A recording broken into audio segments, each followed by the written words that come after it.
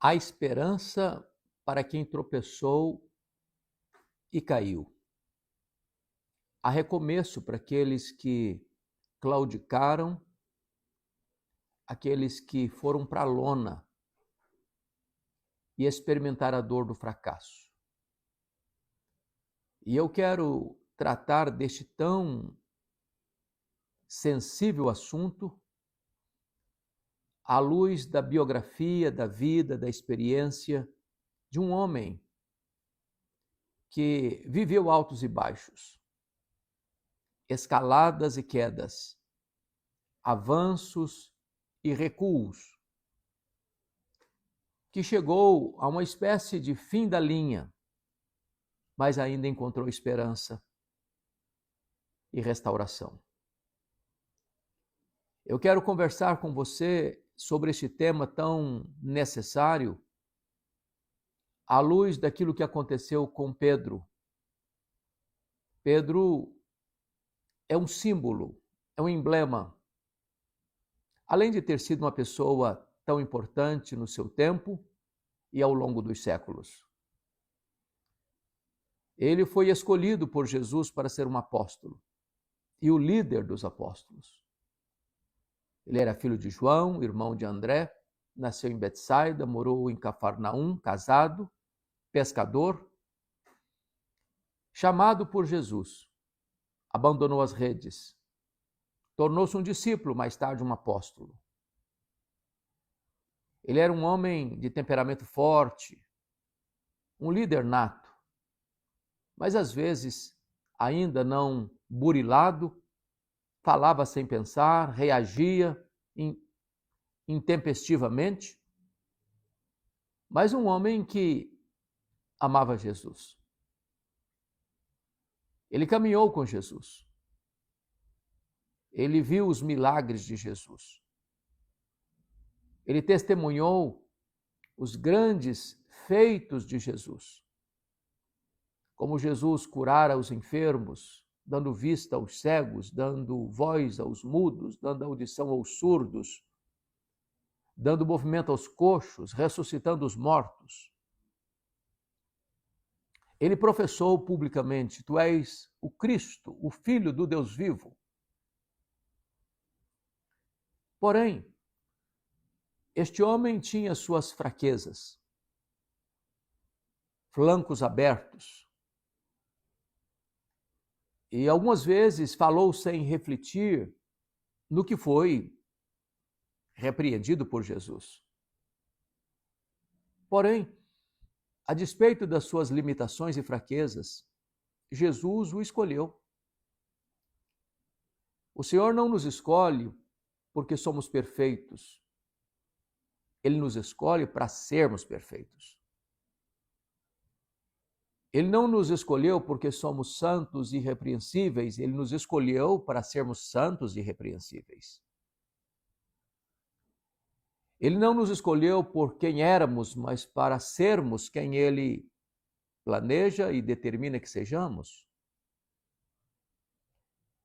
Pedro era um homem comum, temperamental, explosivo, falante, mas um homem a quem o Senhor burilou, equipou. E mais tarde, quando Pedro é restaurado por Jesus e revestido com o poder do Espírito Santo, ele é um pregador que proclama o Evangelho e os corações se derretem. É um homem que ora e as coisas acontecem. Enfermos são curados. Dorcas, mesmo morta, ressuscita. É um homem que lidera a obra de Deus em Jerusalém e abre a porta do Evangelho para judeus e gentios. Deus ainda chama gente como Pedro, como você, como eu. Gente frágil, gente limitada. Gente com tantas necessidades a serem supridas, com tantas lacunas a serem preenchidas. Este é Pedro. Estes somos nós. Isto porque também Pedro mora debaixo da nossa pele. O coração de Pedro bate em nosso peito, o sangue de Pedro corre em nossas veias. temos as mesmas fraquezas, as mesmas vulnerabilidades. Mas Jesus nunca desistiu de Pedro por causa das suas fraquezas. Assim também ele faz com você e comigo. Ele não abre mão da nossa vida, ele não abdica do direito que tem de nos escolher e de nos chamar e de nos atrair para si e de investir na nossa vida. Um dos capítulos mais emocionantes na vida de Pedro com Jesus ocorre lá na última semana terrena que Jesus esteve aqui, antes da sua morte e ressurreição. Jesus havia subido para Jerusalém, consciente de que seria entregue nas mãos dos principais sacerdotes e escribas para ser crucificado. E Jesus é recebido em Jerusalém com festas, com palmas. Mas ao entrar em Jerusalém, ele chora, porque Jerusalém mataram os profetas. E Jesus bem sabia do que fariam com ele naquela semana. E então Jesus ordena a Pedro e João para preparar um lugar para ele comer a Páscoa com eles. E o cenáculo é preparado. Na quinta-feira, à noite, Jesus está sentado à mesa e os discípulos discutindo quem era o maior, quem era o mais importante entre eles. Não antenados no mesmo canal que Jesus. E Jesus então se levanta, tange-se com a toalha, pega a bacia e começa a lavar os pés dos discípulos para o constrangimento deles. E então diz a Bíblia que quando Jesus chega diante de Pedro, ele pergunta: tu me lavarás os pés a mim? Jesus respondeu: o que eu faço agora não entendes, entendê-lo-ás depois. E Pedro retrucou: nunca me lavarás os pés. Eu não permitirei que tu te humilhes a este ponto. E Jesus olha para ele e diz: se eu não te lavar os pés, tu não tens parte comigo. E o Pedro então foi para o outro extremo e disse: então tu me lavas os pés, as mãos, a cabeça, me dás um banho completo. E Jesus respondeu: não é necessário. Todos já estão limpos, exceto um, referindo-se a Judas Iscariotes. É necessário apenas lavar os pés. Com isso, Jesus está dizendo que eles já haviam passado pelo lavar regenerador do Espírito Santo e isto ocorre uma única vez e não é necessário mais. Mas é preciso constantemente passar pelo processo da limpeza, da santificação. Ali, naquela noite, Jesus faz a transição. Ou seja, ele encerra a Páscoa judaica e institui a Santa Ceia. Aí ele pega um pão, o parte e diz: este pão é o meu corpo que é dado por vós. Fazei isto em memória de mim.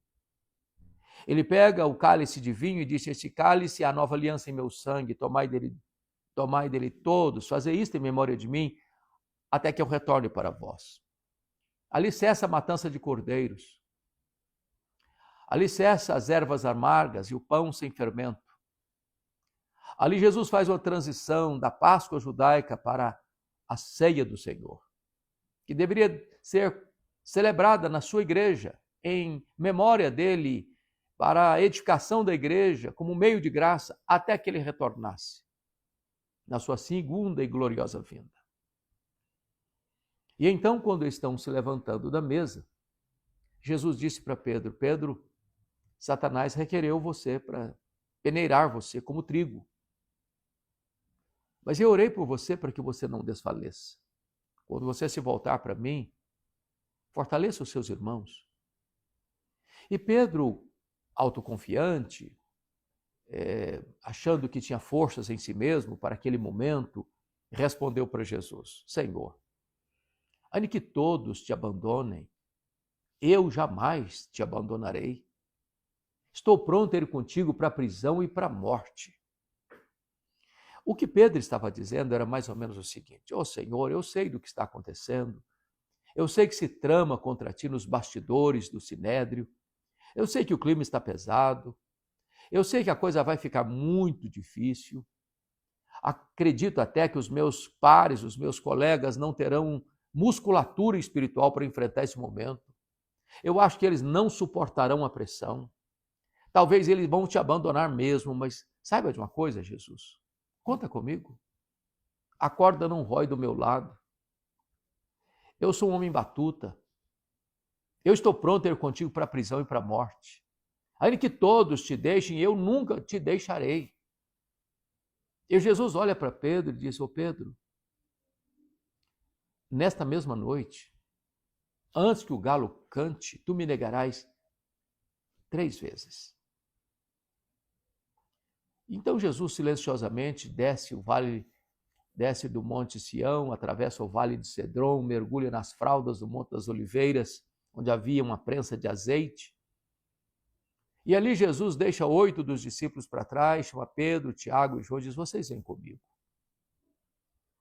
E quando Jesus está apenas com Pedro, Tiago e João, ele abre o coração e diz: a minha alma está profundamente triste até a morte. Ficai comigo, vigiai comigo.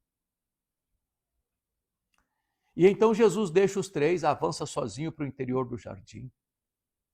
E diz a Bíblia que ali Jesus se prostra com o rosto no chão, conforme Hebreus 5,7, oferecendo forte clamor e lágrimas àquele que podia libertá-lo da morte. E Jesus chora, e Jesus ora, e Jesus chora, e Jesus ora, e diz: Pai, se possível, passe de mim este cálice sem que eu beba, se não seja feita a tua vontade. E diz a Escritura que depois de assim orar, com tanta intensidade, com choro, com pranto, com clamor, Jesus se volta para Pedro, Tiago e João e eles estão dormindo.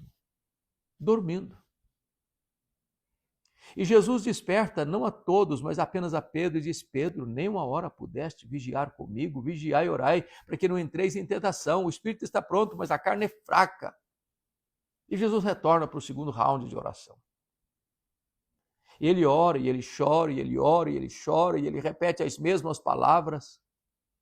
Vem um anjo do céu e o consola. Retorna Pedro e os seus colegas, eles estão dormindo de novo. E Jesus retorna para o terceiro período de oração. A luta é mais intensa, a batalha é mais avassaladora. Agora Jesus não apenas molha o chão com as suas lágrimas, mas também com o seu sangue, porque o seu suor se transforma em gotas de sangue. Ali Jesus enfrenta a mais titânica batalha da humanidade. Aquele cálice amargo que provocava angústia de morte em Jesus, não era certamente a consciência de que seria preso e abandonado pelos seus discípulos, não era apenas a consciência de que ele seria cuspido no rosto e esbordoado lá no sinédrio judaico, não era apenas a certeza de que ele seria levado ao pretório romano diante de acusações levianas que costuraram contra ele, como acusação de blasfêmia e sedição. Não era a certeza de que o governador romano haveria de mandar espancá-lo e mandá-lo para a cruz. Não era apenas a convicção de que ele sofreria o vexame público das multidões gritando em frene: crucifica-o, crucifica-o, e caminhando debaixo de um leio maldito rumo ao Calvário. Não era apenas a certeza de que ele seria pregado naquela cruz, para enfrentar dores, sede, cãibras terríveis até a morte. Aquele cálice amargo, mais do que o sofrimento físico de Jesus, era a convicção de que ele, sendo o amado de Deus, santo, santo, santo, seria feito pecado por nós. Sendo bendito eternamente, seria maldição, porque o nosso pecado seria lançado sobre ele. Deus lançou sobre ele a iniquidade de todos nós. Ele carregou sobre o seu corpo no madeiro os nossos pecados. Ele foi feito pecado por nós. Lá na cruz, o sol escondeu o seu rosto de Jesus e houve trevas ao meio-dia. Lá na cruz, o próprio Pai o desamparou quando ele gritou: Deus meu, por que me desamparaste? O Pai o desampara para amparar-nos. O Pai lança o nosso pecado sobre ele para que nós fôssemos perdoados. O Pai agradou moê-lo naquela cruz para não nos condenar eternamente. Naquela noite que Jesus foi preso, Pedro covardemente fugiu. A princípio teve uma reação carnal, pegando a espada e decepando a orelha de Malco. Depois, ele até foi ao pátio do sumo sacerdote, onde Jesus estava sendo acusado, mas ao ser identificado, porque uma criada olhando para ele disse: "Tu és um dos dele." E Pedro negou diante de todos, dizendo: "Eu não sei o que dizes." Depois ele sai aqui do pátio, vai lá para o alpendre, e outra criada passando por perto diz para as pessoas ao lado ali: "Aquele ali também é discípulo dele." E Pedro agora não apenas nega, mas jura que não conhece Jesus. "Eu não sei quem é este homem. Eu não sei o que dizes."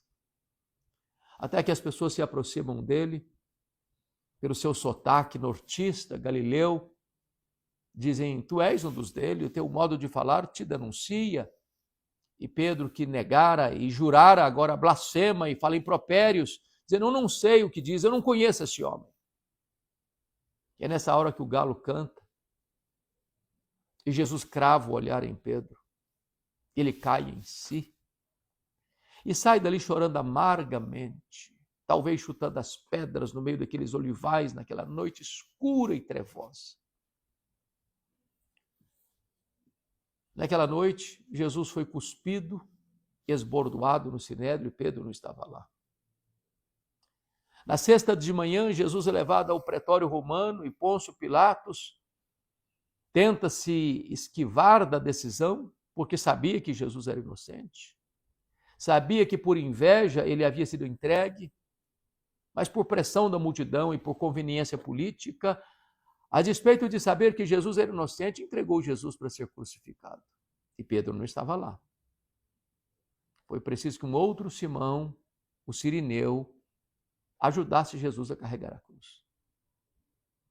Jesus foi crucificado e Pedro não estava lá. Jesus foi sepultado e Pedro não estava lá. Aliás, ele estava trancado numa casa, com medo dos judeus. No primeiro dia da semana, não é Pedro que vai ao túmulo, são as mulheres da Galileia. E o túmulo está aberto, e elas entram, o túmulo está vazio, e elas saem, e um anjo pergunta: "O que vocês vieram fazer aqui? Procurar entre os mortos aquele que está vivo?" Ele não está mais aqui, ele ressuscitou. E ide dizei aos seus discípulos e a Pedro, que ele irá diante de vós para a Galiléia, lá o vereis, como ele vos disse. Por que a menção de Pedro? Se Pedro fazia parte do grupo dos discípulos. Porque àquelas alturas Jesus sabia que Pedro não se considerava mais discípulo. Pedro negara o seu nome, Petros, fragmento de pedra, apenas pó. Negara a sua fé, negara o seu apostolado, negara o seu Senhor. Pedro não acreditava mais que pudesse ser restaurado. Mas Jesus se lembrou dele, porque Jesus não desistiu dele. Eu quero lhe dizer também que Jesus não desiste de você. Apesar das suas crises, apesar dos seus deslizes, apesar dos seus pecados, apesar das suas mazelas, Jesus não abre mão da sua vida. E eu imagino como foi aquela caminhada de Jerusalém para Galiléia, 154 quilômetros, a pé. Talvez cada passada era uma martelada na consciência. E Pedro pensando: eu sou um fracasso, eu caí, eu neguei ao meu Senhor. Quando ele chega na Galiléia, Jesus não está lá, e ele, que era um líder, disse para os seus colegas: eu vou pescar. E eles disseram: também nós vamos contigo. Talvez Pedro ali pensou: chegou o fim da minha linha, não tem mais retorno, não tem mais chance, não tem mais oportunidade, não tem mais possibilidade de eu me reerguer, de eu ser ainda um apóstolo, eu vou voltar para a pescaria, eu vou voltar para o passado. Naquela noite, não pegaram nenhuma piaba. Já estavam retornando de madrugada, o dia amanhecendo, sem sequer um peixe naquele barco. Quando estavam a 100 metros da praia, viram alguém andando, ainda estava escuro, e esse alguém se dirige a eles lá no barco, a 100 metros, e pergunta: filhos, Tendes aí alguma coisa de comer? Notem que Jesus não chama de covardes, de desertores, chama-os de filhos. Há nesta palavra mais do que uma tonelada de graça. É assim que ele nos trata também. E responderam, não, nós não pegamos nada. E então Jesus diz para eles assim, lançai a rede à direita do barco e achareis. E Jesus empurra para a direita do barco um cardume de peixes selecionados e apanham 153 grandes peixes. E João, olhando a cena, disse, é o Senhor, é ele está aqui, ele chegou. E Pedro pula do barco, nada 100 metros na direção de Jesus, talvez pensando, ele vai me quebrar todo, ele vai botar o dedo na minha cara e dizer que eu sou um fracasso, que eu sou uma vergonha. Mas quando ele chegou, ele viu um braseiro com pães e peixes. E só tem dois lugares no Novo Testamento onde aparece a palavra braseiro. É onde Pedro negou Jesus. E onde Pedro foi restaurado por Jesus. Jesus colocou aquele braseiro ali para dizer para Pedro, Pedro, no mesmo cenário que você caiu, eu vou levantar você. No mesmo cenário que você me negou, você vai ter a oportunidade de me confessar. No mesmo local onde você foi um fracasso, eu quero que você seja uma vitória. E ali, Jesus diz para Pedro, Pedro, a minha graça é maior do que o seu pecado. E depois que Jesus alimentou os discípulos, ali naquele desjejum, naquela manhã, Jesus se volta para Pedro e pergunta assim, Simão, filho de João, tu me amas mais do que a estes outros? Por que Pedro deveria amar a Jesus mais do que os outros? Não bastaria amar igual? É que lá atrás, Pedro havia dito, que todos te abandonem, eu jamais. Pedro estava dizendo com isso que ele era mais leal, ele era mais fiel do que os outros, ele era mais crente e forte do que os outros. Jesus está perguntando, ô Pedro, você pensa ainda a mesma coisa a seu respeito? Você mesmo ainda acha que é melhor do que os outros, mais crente, mais leal, mais fiel do que os outros? Pedro respondeu, Senhor, tu sabes que eu te amo. E Jesus disse, então, apacenta os meus cordeiros. Aí Jesus pergunta pela segunda vez, Simão, filho de João, tu me amas? Não pergunta se ama mais, apenas se ama. Pedro respondeu, sim, Senhor, tu sabes que eu te amo. Então, pastoreia as minhas ovelhas. Pela terceira vez, Jesus pergunta, Simão, filho de João, tu me amas? Pedro se entristeceu e respondeu, Senhor, tu sabes todas as coisas, tu sabes que eu te amo. Então Jesus disse, então apacenta as minhas ovelhas. Por que Jesus perguntou 3 vezes para Pedro se Pedro o amava? Porque 3 vezes Pedro negara. Jesus está dando a chance de Pedro a reafirmar o seu amor para cada queda que ele teve, a oportunidade de reafirmar o seu amor para Jesus. Mas também, Jesus está dizendo isso para que Pedro entendesse que a sua graça era maior do que o seu pecado. Mas há na língua grega uma lição tão linda que não aparece na língua portuguesa. Porque na língua grega tem 3 palavras, aliás, 4 palavras para amor. A palavra eros, que é um amor físico. A palavra storge, que é um amor familiar. A palavra filia, de verbo filéu, que é amor de amizade. E a palavra agape, ou ágape, que é um amor sacrificial, que dá a vida pelo outro. Nas 2 primeiras perguntas, Jesus perguntou para Pedro, Petros, agapas me, tu me amas com amor agape? Tu me amas a ponto de dares tua vida por mim, de morreres por mim? Pedro não respondeu estas 2 primeiras perguntas com o mesmo verbo que Jesus usara, o verbo agapau. Ele respondeu com o verbo filéu, ele disse, não, Senhor, amor ágape eu não tenho coragem, eu não estou pronto, eu não estou preparado a dar minha vida por ti, eu apenas gosto de ti. E respondeu, filose, eu gosto de ti com amor filéu, é só isso. Porque Pedro ficou triste na terceira pergunta, porque Jesus mudou a terceira pergunta e usou o mesmo verbo que Pedro usara nas duas respostas e perguntou: Petros, fileis-me? Pelo menos, Pedro, você gosta de mim? Pelo menos você é meu amigo? Pedro ficou triste e respondeu: sim, Senhor, é só isso mesmo. Fileis, filose, eu gosto de ti. É isso. Qual a lição que nós aprendemos aqui? Quando Pedro, confiando em si mesmo, disse para Jesus: eu estou pronto a ir para a morte, eu estou pronto a ir para a prisão, eu estou pronto a dar minha vida por ti, Pedro negou Jesus. Mas quando Pedro humildemente reconheceu que ele não tinha forças nele mesmo para dar sua vida para Jesus, então Jesus o capacitou a dar a sua vida por ele. Ali Jesus restaura Pedro.